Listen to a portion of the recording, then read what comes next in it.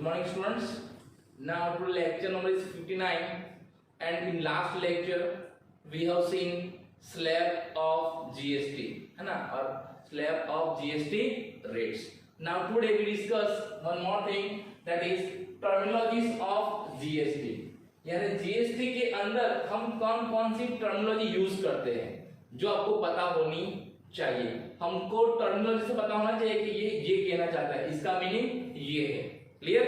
So total 11 terminologies are given. आपको ये 11 की 11 पता होनी चाहिए. Now first one, what is first one? Supply. So what is supply? Supply means what? Supply includes both purchase as well as sales. Purchase as well as sales. That's why it is said supply of goods and services. Supply का meaning क्या है GST में? Purchase and sales. Clear?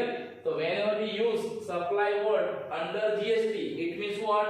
We are considered purchase and sales, both type of transaction.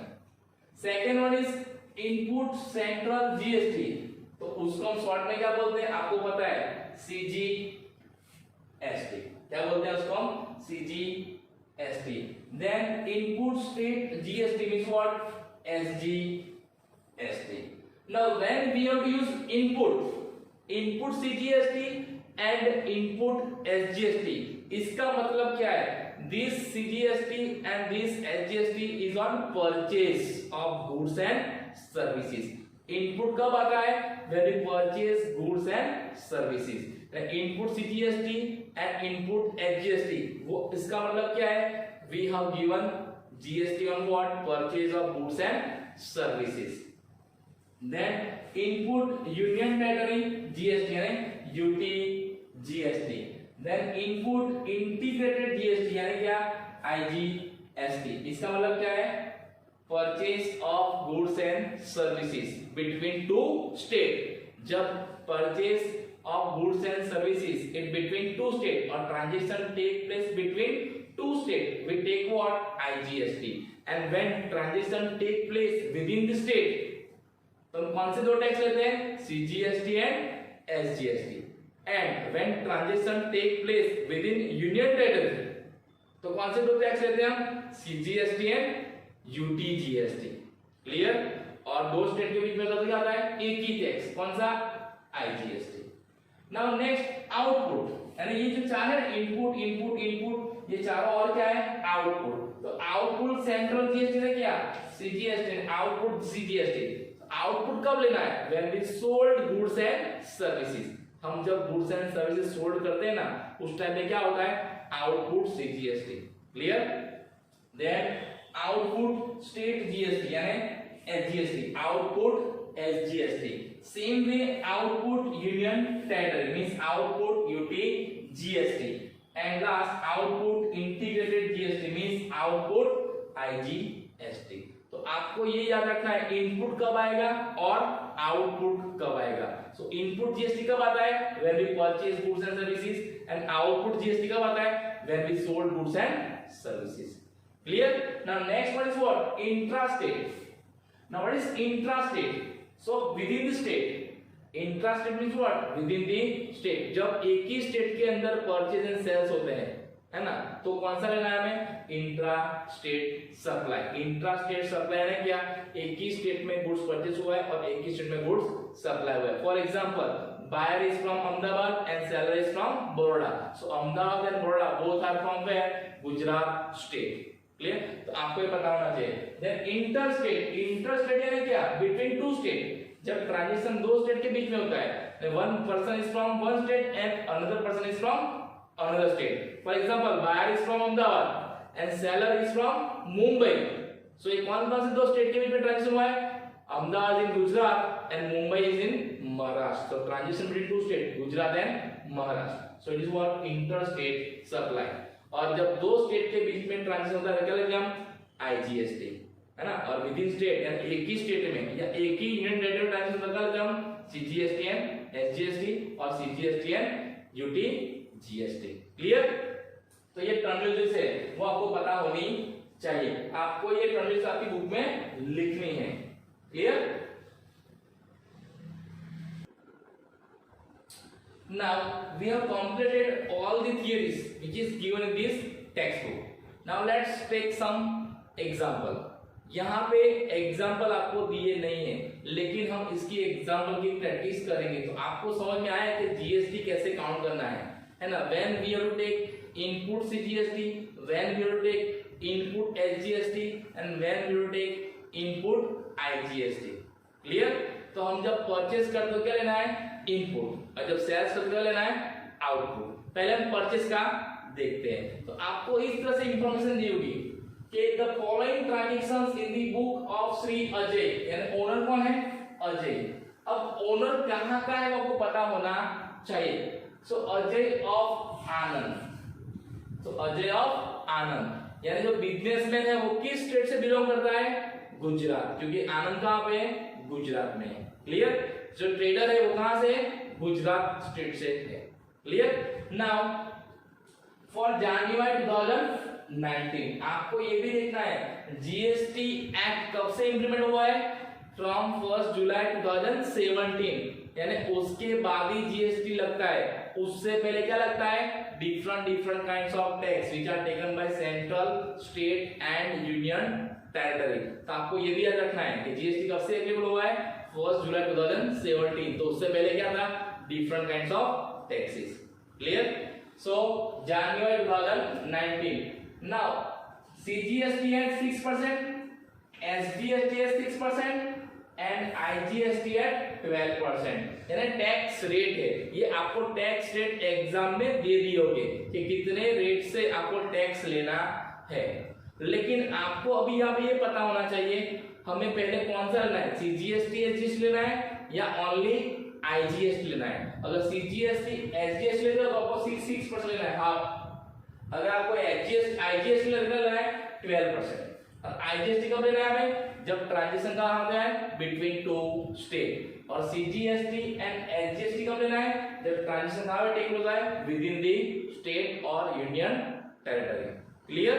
तो आपको इस तरह से tax count करना है. अब टैक्स कौन सी अमाउंट पे काउंट करना है, so net amount of purchase and net amount of sales. Clear. So here I have given two transaction. First understand, goods of rupees 10,000 is purchased from Sumit of Surat. तो सबसे पहले आपको ये डिसाइड करना है कि इसके अंदर कौन कौन से टैक्सेस लगेंगे, सीजीएसटी एसजीएसटी, सीजीएसटी यूटीजीएसटी और आईजीएसटी. तो ट्रेडर कहां से है, आनंद यानी गुजरात से. और हमने गुड्स कहां से परचेस किया है, सुमित से. सुमित कहां से, सूरत. तो सूरत कहां पे, गुजरात में. और आनंद भी कहां पे, गुजरात में. इसका मतलब क्या है, कौन सा टैक्स लगेगा, सीजीएसटी एंड एसजीएसटी. कितना परसेंट, 6%. तो यहां पे हम पहले काउंट करेंगे सीजीएसटी और बाद में काउंट करेंगे हम एसजीएसटी. कितना अमाउंट है, तो 13,000 इंटू 6/100 कितना आएगा, 600. यहां भी कितना आएगा, 10,000 इंटू 6/100 कितना आएगा, 600. अब एक बात याद रखनी है, जब दोनों के परसेंटेज सेम है, सीजीएसटी एंड एसजीएसटी, वो हमेशा सेम रहता है 50-50%. अगर आपने दोनों में से एक काउंट कर लिया है, सीजीएसटी 600 आता है, तो समझ लेना एसजीएसटी भी कितना आएगा, उतना ही आएगा. तो उसके लिए आपको फिर से कैलकुलेशन करना नहीं. क्लियर. कि दोनों क्या होता है, हमेशा 50-50%. क्लियर. तो इस केस में सीजीएसटी कितना देना है, 600 और एसजीएसटी कितना देना है, 600. यानी ये 600 जाएंगे सेंट्रल गवर्नमेंट के पास और ये 600 जाएंगे स्टेट गवर्नमेंट के पास. यानी टोटल आपको कितना पैसा देना है, तो 10,000 प्लस 1200 कितना देना है, 11,200. क्लियर. गुड्स का प्राइस कितना है, 10,000, जीएसटी कितना हुआ, 1200, कितना टोटल में 11,200. क्लियर. तो इस तरह से आपको सीजीएसटी एंड एसजीएसटी काउंट करना है अगर ट्रांजैक्शन विद इन स्टेट होता है तो. Now next, goods of ₹20,000 purchase from Mahesh of Pune. अब आपको समझ में आना चाहिए पुणे कहां पे है, तो it is in Maharashtra. Pune कहां पे, महाराष्ट्र स्टेट में है. और ये बिजनेसमैन कहाँ का है, आनंद यानी गुजरात स्टेट से। तो कौन सा ट्रांजेक्शन हुआ, इंट्रा स्टेट और interstate, so it is interstate transaction and whenever interstate transaction is there what we have to calculate, IGST. तो यहाँ पे क्या आएगा आपका आईजीएसटी, क्लियर। कितना आईजीएसटी आएगा, तो 12 कितने का अमाउंट है 20,000, तो 20,000 इंटू 12% कितना आएगा 2400, कितना आएगा 2400।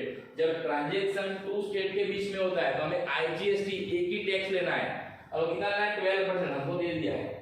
अगर मान लो आपको आईजीएसटी नहीं दिया है तो आपको समझ जाना है सीजीएसटी प्लस एसजीएसटी कितना आ जाएगा, 6 + 6 कितना होगा 12। अगर आपको आईजीएसटी दिया है ओनली 12%, सीजीएसटी एसजीएसटी नहीं दिया है तो उसका हाफ हाफ कर देना है, आपको ये समझ जाना है, क्लियर। तो कितना आएगा 2400, और ये 2400 कहां पे जाएगा, सीधा सेंट्रल गवर्नमेंट में। तो इस केस में कितना पैसा देना पड़ेगा टोटल आपको, 20,000 प्लस 2400 कितना आएगा 22,400, क्लियर। और इसको क्या बोलते हैं हम, इनपुट,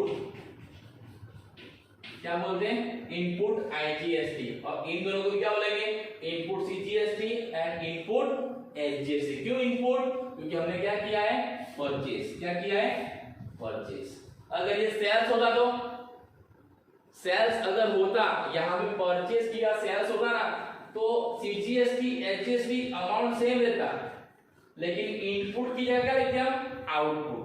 क्या लिखते हैं, इनपुट की जगह हमें आउटपुट लिखना है, क्लियर। तो इस तरह से हमें ये टैक्स काउंट करना है।